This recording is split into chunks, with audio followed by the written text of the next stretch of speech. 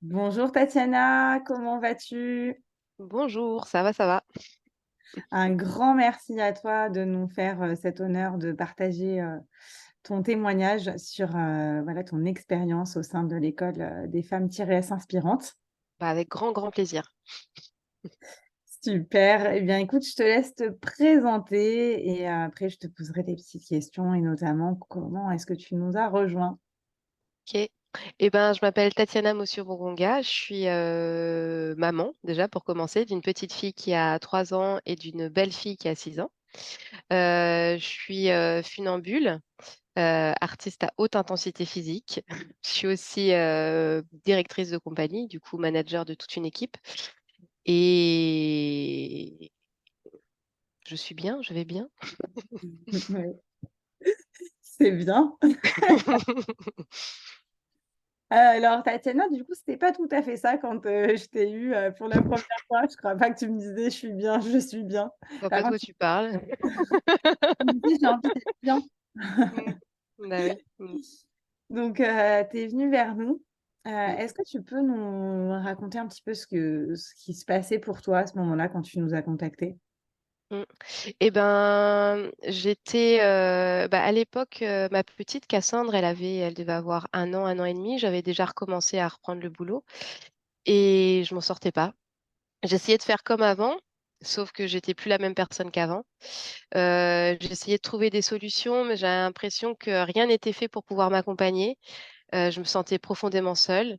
Je me sentais pas comprise par ma compagnie, par la compagnie que j'ai co-créée quand même, pas comprise avant ça par mon conjoint, et je me sentais incomprise par la société aussi. Du coup, j'avais l'impression d'avoir tout un monde face à moi et de pas réussir à parler légitimement de qui j'étais et de ce que j'avais envie de faire et de pourquoi est-ce que je me sentais à ce point empêchée à plein d'endroits, à plein de facettes que j'avais besoin de continuer à activer. Mmh, et c'était quoi que tu avais envie de faire à ce moment-là où tu étais empêchée de le faire? Bah, j'avais besoin de travailler et je trouvais pas de nounou pour garder mon enfant. Moi, je suis souvent en tournée, du coup, je vais de ville en ville. Du coup, à chaque fois, je dois trouver une nounou. Donc, quand on doit trouver une nounou à l'année, c'est hyper compliqué. Moi, je vais faire ça bah, toutes les 2 semaines ou tous les mois et c'était hyper contraignant. Réussir à contractualiser quelqu'un, une assistante maternelle, quand on en a une à la maison, bah, en fait, c'est illégal. Donc, je me trouvais face à une loi qui n'était pas faite par rapport à notre métier. C'est-à-dire que si mon assistante maternelle est disponible, j'ai pas le droit d'en employer une autre, même s'il y a 400 kilomètres qui les séparent.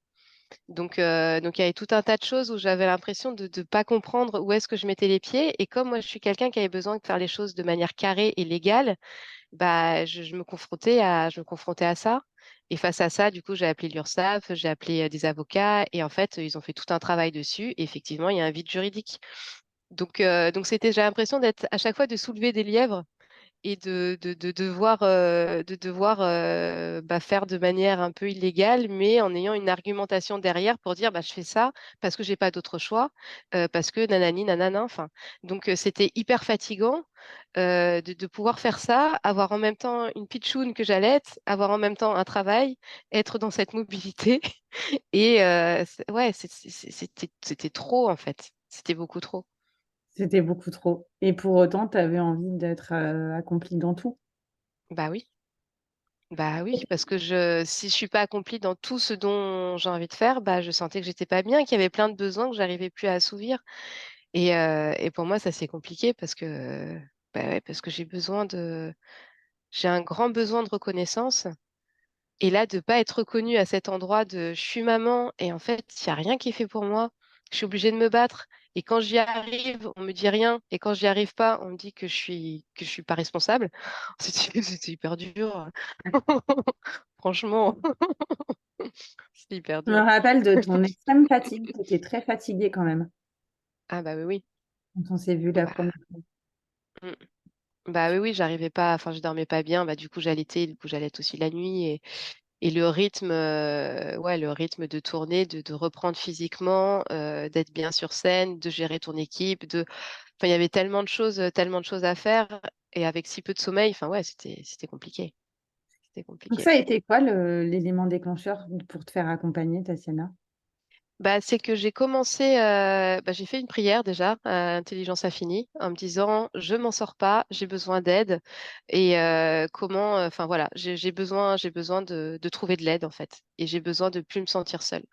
Du coup, j'ai posé ça, je l'ai dit oralement, je l'ai écrit sur mon bureau, j'avais ça sur mon bureau. Hem, j'avais dans une bouteille aussi que j'ai accroché dans une bouteille et je buvais l'eau. Enfin voilà, je faisais plein je suivais tout un rituel là-dessus. Je me rappelle, tu me l'avais dit. Et en fait, j'ai commencé par tomber sur une vidéo de l'école des femmes. Donc du coup, je regarde, enfin voilà, je regarde la vidéo d'Ida et je me dis: «Oh là là, c'est pas pour moi». Et puis il y a plein de choses qui et je me rendais compte que mon ego ou mon mental trouvait plein d'excuses pour pas y aller.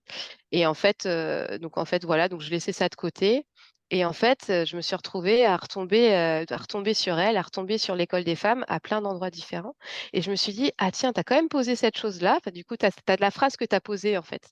Donc c'est assez chouette parce que vu que tu retombes face à ta phrase: «J'ai besoin d'aide», là, d'un coup, tu as quelqu'un qui a une école qui est créée pour concilier la vie personnelle et vie privée. C'est exactement ce dont j'ai besoin. Et là, je me suis dit: «Ah tiens, tu as posé ça, il y a ça qui arrive, c'est arrivé plusieurs fois. Donc là, en fait, tu vas regarder un peu mieux, tu vas écouter cette femme, tu vas écouter la vidéo jusqu'au bout et tu vas voir si ça te correspond ou pas».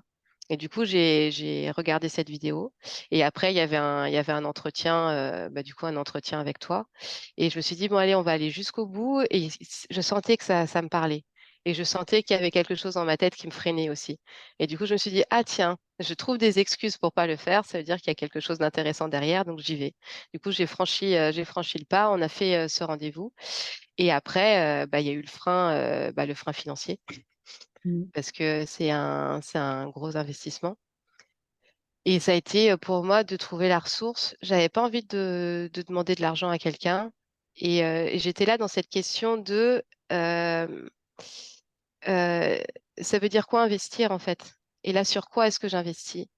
Et est-ce que j'ai suffisamment confiance en moi pour investir sur moi-même?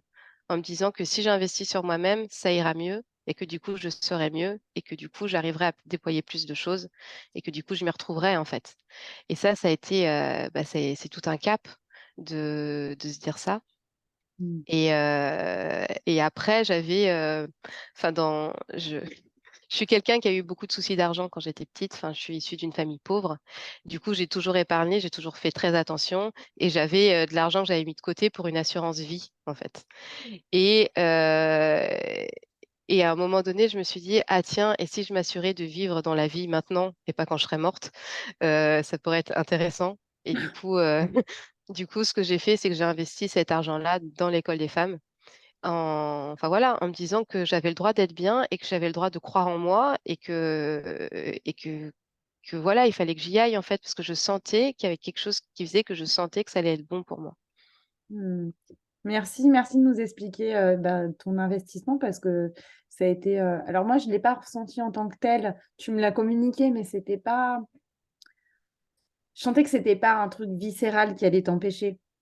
C'était juste de moduler un peu ta vision de l'investissement, mais j'ai envie de te dire, en France, la question de l'investissement, investir sur soi, si on n'a pas une somme à la clé, ben, on estime que c'est pas un investissement, alors qu'aujourd'hui, justement, tu vas nous parler de ce que tu as travaillé dans l'accompagnement et des résultats que tu as obtenus et finalement, tu as eu des choses à la clé qui sont bien plus que, ce que tu aurais peut-être pu obtenir et merci de le dire de la manière suivante: «C'est investir sur moi quand je serai morte». Ben, tu vois, c'est vrai que demain, il peut nous arriver n'importe quoi. Je touche du bois, surtout pas Mmh. que là, mais est-ce que c'est pour après quand on sera plus là ou si c'est pour maintenant? Parce que Mmh, bah, oui. il y a des gens qui vont dire aussi: «C'est pour les enfants», mais ce que tu investis sur toi aujourd'hui, c'est un investissement sur tes enfants aussi. Bah, oui, oui, Donc exactement. donc en réalité, du coup, tu as travaillé ce qui était donc les défis, tu avais des challenges à relever, tu avais des choses que tu avais envie de travailler. Qu'est-ce que ça t'a apporté aujourd'hui, en tout cas, ce que tu as travaillé précisément dans l'accompagnement avec nous? Bah, ça m'a permis de comprendre en fait tout mon chemin déjà, tout le chemin que j'ai traversé. Parce que je suis arrivée, enfin j'avais déjà tout un tas de choses que j'avais activées. Il y a plein de choses dans ma vie qui ont fait que j'ai dû m'en sortir. Du coup, à chaque fois, j'ai eu tout un tas d'outils, enfin j'ai dû créer mes outils pour pouvoir y arriver. Et en fait, l'école m'a permis de me rendre compte de tout le chemin que j'ai traversé, de tout ce que j'ai déployé. La première séance, enfin même pas la première séance, la séance 0 avec Candide. Mais c'était juste une demi-heure de discussion où, enfin voilà, où on essayait de cerner un peu les objectifs et tout ça. J'ai terminé cette rencontre, mais enfin, j'ai fondu en larmes, je me suis effondrée et ça a duré plusieurs jours et je me suis dit: «OK, d'accord». En fait, j'avais l'impression d'être passée, complètement à côté de toute ma scolarité. Et Candide, elle l'a remarqué directement, juste en me posant deux trois questions. «Ah tiens, si je te demande, si je te dis le mot château, qu'est-ce qui sort de ça?» Et du coup, en discutant et en voyant, elle fait: «Ah oui, OK, donc tu fonctionnes comme ça». Et du coup, elle m'a dit: «Mais est-ce que tu as fait des tests, pour voir, si tu étais pas, au potentiel intellectuel ou ce genre de choses?» Et pour moi, c'était impossible d'imaginer faire ce genre de test parce que j'avais cette peur de l'échec et et voilà, pour moi, j'étais quelqu'un de pas très intelligent et je me débrouillais et voilà. Et en fait, en avançant dans le travail avec elle, bah, je me suis rendu compte que j'étais au potentiel intellectuel, que je déployais des choses, que j'étais complètement dans la cohérence et pas du tout dans la logique, mais personne me l'a dit avant. Et en fait, à l'école, elle m'a dit: «Mais est-ce que ça t'arrivait qu'on te pose une question, que tu y répondes, mais que tu savais pas, le cheminement de ta réponse?» Enfin, tout un tas de choses comme ça. Et en fait, je me suis revue et même là, d'en reparler, hein, tout de suite, ça me met les larmes aux yeux. En fait, je me faisais chier à l'école parce que ça allait pas assez vite ou ça allait pas comme j'en avais besoin. Du coup, dès que je comprenais quelque chose, bah, je partais dans le monde des rêves parce qu'il fallait bien que je m'occupe, en fait. Mais vu que je partais dans le monde des rêves, j'étais toujours décalée quand je revenais parce qu'il y a plein de choses que j'avais pas suivies. Donc en fait, j'ai vraiment eu l'impression d'avoir tout un truc de sabordage, de peur de réussir, de peur de me donner véritablement les moyens. Parce que j'avais peur de me dire que si j'y arrivais pas, que j'étais nulle. Donc je préférais faire un minimum, d'assurer le truc, plutôt que d'y aller véritablement. Donc ce que tu es Mais, en train de me dire, c'est que le travail avec Candide, au départ aussi, vous êtes vraiment allé chercher tes ressources, tes forces, tes compétences parce qu'en fait, tu te connaissais, mais pas en entier, en fait. bah, non, je me connaissais pas du tout. Et enfin, c'est pas je peux pas dire que je me connaissais pas du tout parce que j'avais quand même fait tout un travail, psychologique, mais sur les situations, mais pas sur celle que j'étais, en fait. Et sur, mon intelligence ou sur comment est-ce que je m'organise et tout ça. Donc ça m'a mis à un endroit parce que c'est quand même lié au travail et je pense que vu que ça s'est activé là-dedans, bah, je me suis dit, enfin, je me suis rendu compte de tout ce que j'avais fait, tout ce que j'avais mis en œuvre et que j'étais loin d'être stupide, en fait. Et du coup, je me suis dit: «Mais pourquoi est-ce que je me sentais stupide?» Et qu'est-ce qui a fait que du coup, ça m'a ramenée à l'école et comment est-ce que fonctionne l'école? Et pour qui est faite cette école aussi? Donc voilà. Et puis elle m'a posé une question géniale, c'était à un moment donné, «Est-ce que tu as le souvenir de pas comprendre quelque chose et que ça t'énerve et que du coup tu as mis, tout ce qui était en œuvre pour y arriver?» Et moi je me souviens vraiment au lycée où, c'était en chimie avec les moles-moisins et tout ça et je comprenais rien et à un moment donné je me suis dit: «Ah non mais ça m'énerve de pas comprendre» et je m'y suis mise toute seule et en fait j'ai bossé comme une tarée et en fait j'ai compris et du coup j'ai activé et j'ai eu une super note d'ailleurs à mon contrôle, je me rappelle vraiment de ça. Et après j'ai vu que j'étais capable de le faire, ça m'intéressait plus parce que Ouais. j'étais capable de le faire. Donc Donc tu du as coup, découvert ce mode de fonctionnement aussi chez toi. bah, ouais, bah, ouais. Et ça t'a apporté quoi concrètement dans ton quotidien? Parce que tu me dis: «Moi, je suis maman, ça a tout changé, j'arrivais pas à équilibrer ma vie» et le fait de se connaître, en fait, parce que c'est nous, on vient travailler sur l'introspection dès le départ et Mmh mh. qu'est-ce que ça a pu faire pour après arriver tu me dis à la fin, on a fait aussi de la planification et c'est là où j'ai trouvé ma ressource. Mais Mmh. qu'est-ce que tout ça, en fait, t'a aidé à développer, de choisir, de ne pas choisir et d'avoir, de tout avoir équilibré, en fait. Bah, en fait, bah, c'est vraiment tout simple, hein, tu vas rigoler, hein. C'est que je me suis dit, enfin, tu vois, on a fait ce travail-là, je me suis rendu compte que j'étais pas stupide. Vu que je ne suis pas stupide, bah, je suis capable de faire plein de choses, donc je l'ai fait, en fait. J'avais besoin de me sentir légitime. J'avais Mmh. toujours, l'impression d'être une usurpatrice, en fait, d'y arriver parce que, juste j'ai de la chance. Et souvent quand je regarde les interviews avant, à chaque fois c'est la chance. C'est la chance, j'ai de la chance, nanana. Et en fait non, j'ai pas que de la chance, j'active les choses. J'ai cette intelligence-là, de réussir bah, faire les connexions, à mettre au bon endroit et enfin là je me dis sur la thématique de la parentalité, en 1 an j'arrive à entrer au ministère, juste. Tout le monde n'arrive pas à faire ça. Donc ça veut dire que j'arrive à déployer tout un tas de choses et qu'il y a quelque chose qui fonctionne bien. Et ça, je me sentais pas légitime là-dedans avant. Et je me disais que j'avais pas ma place. Mm.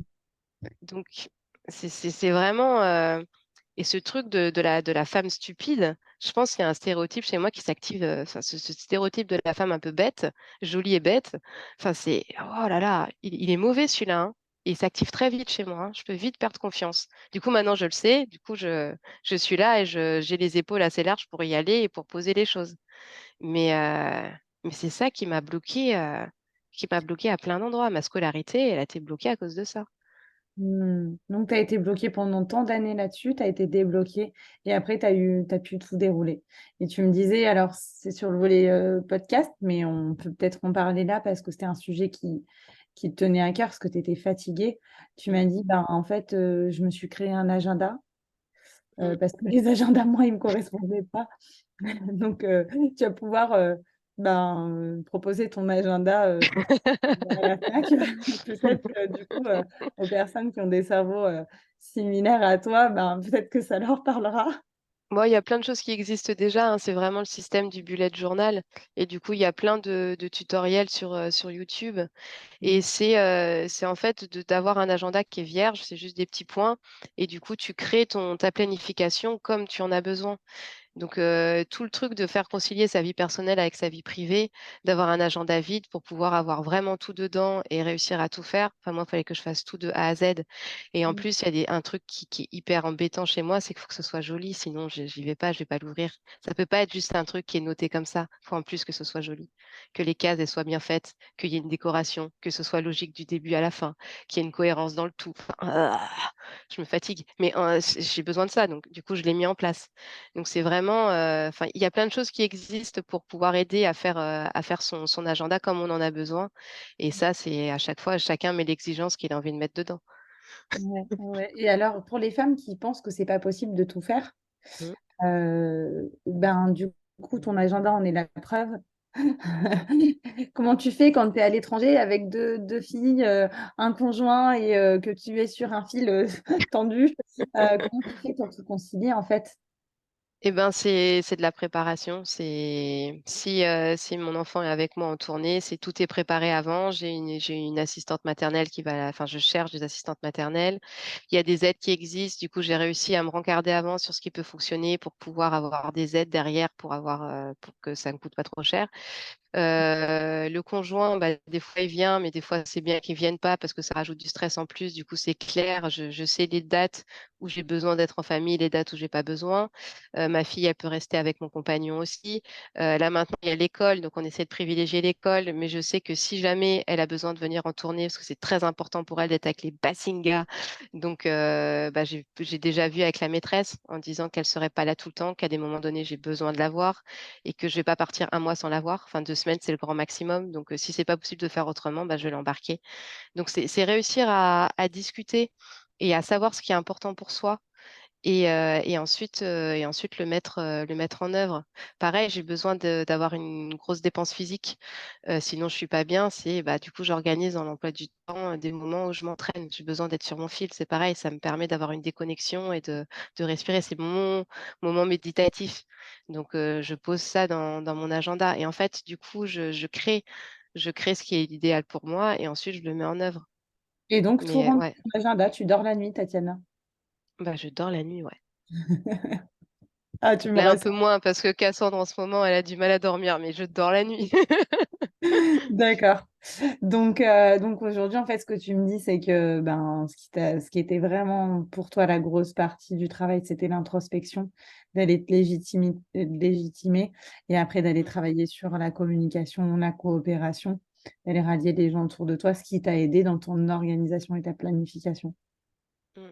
Ouais, exactement. Et ensuite, le fait de me connaître, ça fait parce que des fois, je suis réveillée la nuit parce qu'il y a trop de choses dans la tête et qu'il y a un sujet qui est hyper important et du coup, il y a tout le fil qui commence à se déployer et tout ça. Du coup, maintenant, je sais, soit je l'écoute, je me lève et je sors tout, soit je dis stop, clairement un vrai stop à voix haute et ensuite j'arrive à me rendormir. Avant, j'arrivais pas à me rendormir, je restais au lit et j'étais là en train de gamberger et parfois je passais une nuit blanche. Mais là, maintenant, il y a cette espèce de truc où bah, je choisis de la passer cette nuit blanche ou pas. Et ça D'accord. aussi, ça, ouais, c'est, Ça aussi, tu choisis. ben voilà, ça aussi, je le choisis, ouais. Intéressant comme message, c'est qu'on choisit ce qu'on a envie d'être et de vivre. Bah ouais, c'est d'être dans la Ouais. conscience. Mm, Je dors pas cette nuit, bah demain ça va être difficile, mais je le sais. J'accepte ou j'accepte pas. mm. En fait, c'est tout le temps des choix. C'est tout le temps des choix et un placement. Est-ce que tu es satisfaite de ce que ça t'a apporté aujourd'hui? Bah oui, je suis hyper satisfaite parce que je suis beaucoup plus sereine qu'avant. Là Mm, maintenant, les difficultés, quand elles arrivent, c'est OK, elles sont là, d'accord, mais on va trouver une solution. Et je monte plus en angoisse. Je suis plus en train de, enfin, si ça m'arrive de courir dans tous les sens, mais parce que je le veux bien aussi. Mais je sais que je peux déployer d'autres choses pour que les choses se passent différemment. Et ça, mm, c'est hyper précieux en fait. Le fait de faire l'école, ça va pas donner la solution, mais ça va permettre d'avoir tout un tas d'outils. Et après, c'est le mettre en œuvre. Il y a tout un travail à faire, hein. C'est pas, on n'arrive pas dans cette école et on nous donne, on nous donne un espèce de paquet. On dit, bah, c'est ça la vie. Vous allez voir, faites exactement comme ça a marché. Non, c'est plutôt de s'entendre les unes les autres, d'essayer des choses, d'être dans cette créativité. Parce que ce qui va être chouette, c'est de se créer nos propres outils et d'avancer sereinement avec ça pas à pas. mm, Mais la chute est toujours là, elle est toujours possible. Et il y a un espèce de... Ce qui est agréable avec cette école, c'est il y a un matelas en dessous, en fait. C'est qu'on n'est mm, pas toutes seules et qu'on peut discuter les unes avec les autres. Et on est comprise. Enfin, ouais, c'est un cadeau. C'est un cadeau. C'est pas mm, que quelque chose où on va apprendre, travailler et enfin, voilà, se mettre face à nos difficultés. Et tout. C'est aussi un cadeau parce qu'il y a il y a ce truc de la chute qui est possible, mais ça va pas être une blessure en fait. On atterrit dans quelque chose de mou, confortable et c'est bien. On a besoin. Ça fait du bien dans ce monde de brut. Mm, mm, Et qu'est-ce que tu dirais à des femmes qui hésitent? Parce que bah, des fois, voilà, il y a des peurs, des réticences, que ce soit financièrement ou même, ben, tu sais, il y a des gens qui ont peur d'aller faire ce travail d'introspection, qui ne savent pas quels mm. résultats ils vont avoir. Et que du coup, voilà, qu'est-ce que tu leur dirais pour les aider à peut-être franchir le cap? Et ben d'être dans le corps. Bah, moi, je suis vraiment, enfin, je suis sportive, du coup, le corps c'est hyper important, mais de d'être à l'écoute du corps en fait. En fait, tu sens ce qui est bon pour toi. Donc si tu as cette sensation, si tu as ce truc qui revient tout le temps, c'est pas pour rien en fait. C'est de s'écouter en fait, d'être en mesure de s'écouter parce que la réponse, vous l'avez déjà. Elle est déjà en vous, vous savez ce qui est bon pour vous. Donc c'est d'avoir confiance en vous, confiance en ce qu'il y a à l'intérieur et d'y aller si vous sentez que c'est ce moment-là et que c'est là quoi. Mmh. C'est s'écouter, c'est vraiment c'est s'écouter. Et si jamais vous avez besoin d'aide, bah, vous demandez à l'intelligence infinie, vous le formulez. Est-ce que je dois faire cette école ou pas? Est-ce que cette école va être bonne pour moi? Et vous allez avoir la réponse à un moment donné. Par contre, faut avoir les yeux ouverts pour écouter et regarder, hein. C'est toujours la même chose. Mais je t'ai pas dit, mais on a un partenariat avec l'intelligence de l'univers. Infini? Infini. Ouais, Ah bah, on c'est a développé parfait. un partenariat, il répond tout le temps oui maintenant. Et du coup, Mm, OK, super. Bah, merci Tatiana pour ce beau témoignage. Moi, je me rappelle encore de ces beaux moments d'échange qu'on a eus en préliminaire avant que tu rentres dans l'école. mm, Hem Et c'était des moments, bon voilà, tu es tu exceptionnelle. Moi, j'ai adoré et je me rappelle, bah, je l'ai dit tout à l'heure, l'anecdote, c'était, on va avoir du haut vol et je pense pouvoir, je vais pas trahir Ida. Mais elle m'a dit: «Ah ouais, là, franchement, je suis vraiment, je suis vraiment fière de ce qu'on fait parce que, ben, les femmes qu'on accompagne et quand j'arrive à voir qu'on peut aller jusqu'à accompagner des femmes qui sont des artistes, qui sont des sportives, qui sont pas juste des cadres dans le CODIR ou en COMEX, mais que du coup, en fait, c'est pas la spécificité que de celle-ci, que de ces carrières-là. En fait, on accompagne tout le monde. Elle m'a dit: «Là, ça me fait chaud au cœur, je sais que là aussi, je suis au bon endroit, quoi». Mmh. Donc tu vois, Mmh mh. c'était, le bon endroit pour tout le monde. Ah bah, c'est super. Donc merci à toi, merci de ta confiance et merci pour les autres femmes que tu aides. Mmh.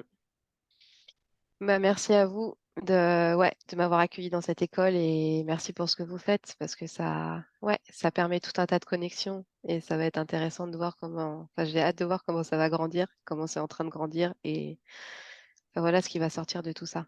Donc ouais, merci. Et d'ailleurs, tu as tenu informer, le réseau de l'école, que tu avais mis en place ça là, au niveau, Non, ça ministériel? fait partie c'est écrit dans ma to do list de faire un post et de le partager. À un Mmh. moment donné, ça va sortir, mais ouais, c'est dans ma to do list. J'ai pas Ben, encore coché la case. tu es à quel étage de ton persévérant en process communication? Il est en deuxième. Ah oui, c'est ce que je me disais. Ouais, il est en deuxième, ouais. Ouais, là, tu es bien dans le tu es passé dans le Là, je suis en dernier, là, je suis en train de faire le, bah, du coup, tout ce qui est organisation, là. C'est pour ça que planification et tout, c'est ce qui revient beaucoup, je suis dans la phase analyseur, là. Ah d'accord, OK. OK. Ouais. Mmh. Ah oui, donc là, tu vas pouvoir, nous faire de la persévérance, avec, le volet, j'imagine, mais tout cadré, bien planifié, tout ça, ça va être magnifique, quoi. Inch'Allah. Mmh. Super. Bah, merci à toi, Tatiana, c'était, super de t'avoir avec moi. Je te dis à tout vite. Bah, oui, à tout bientôt. À tout bientôt. Salut. Ciao.